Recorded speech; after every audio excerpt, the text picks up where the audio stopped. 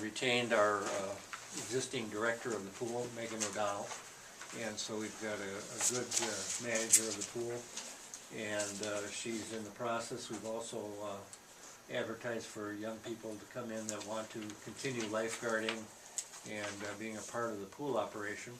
And so we're collecting those names and numbers. Now what we need to do is to, I guess, one, decide whether you're going to operate a pool this year. And just roughly, you know, in rough terms, I think we all know that it's been on average losing $20,000 a year or more. And so, but if we're going to have a pool activity this year, we need to have the rates established. We went through this today, and Kathy's been working to gain some numbers from other communities as to what they're doing. We went back and looked at the history of when we last made these changes. And so on the sheet that was at your table, it's in handwriting, the changes we're recommending. Kathy, I don't know if your voice feels strong enough to go through that, but do you feel, can you just briefly run through? We haven't made changes in prices for quite a few years, and it seemed like every season came around, it was like, well, this is a bad year for the people, we can't raise the rates. So I don't know if there's ever going to be a good year to say that we can raise rates, because we always figure if you raise the rates too much, it's going to affect the amount of people that can use the pool, and you may actually have less attendance. So every year when we thought, well, if we raise rates, they won't come, I mean, they still come. They always find a way. For one thing, the lessons are very important, that we provide these Red Cross certified lessons in the community, especially when we're a river town, and all the people, all the kids that have access to water around here. It's really important that they all have the ability to have at least basic training in the swimming lessons.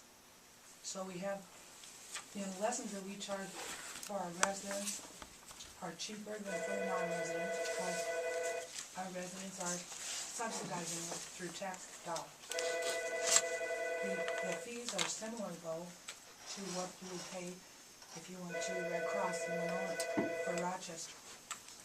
So we didn't really have a loss of people when we went to non-resident fees.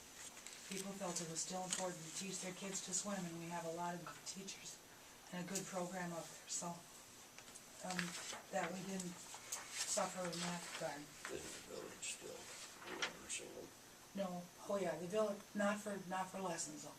The village does give a illegal reimbursement to their residents to buy a season ticket. They did the last few years anyway. So, and that's in lieu of giving the money to here, they give it back to their citizens who have to pay non-resident fee. It's the daily rates, we're anticipating moving that to $4. Most of the daily rates are paid for like out-of-town visitors, really, because local people would be more likely to buy a season ticket because you get more money, more bang for your buck with a season ticket. And from what other cities, some other cities in the area are charging as much as $5 to get in to open swim. So going from 3 to 4 is not, we have to go in even dollar amounts, because otherwise the kids are messing with all that change, $3.50 or $3 1/4 is just, that's too much of a hassle for making change. So we're suggesting to leave the season tickets the same and just increase the lesson fees, because it costs us more to put on the lessons than it does to put on open swim. Because we do pay WSIs more money, they have to have special training, so they get paid more when they're working to teach lessons. And Kathy, we haven't changed that number for at least 3-4 years. 2004 was the last change. Yeah, So we're recommending a change on the lessons and on the daily rate.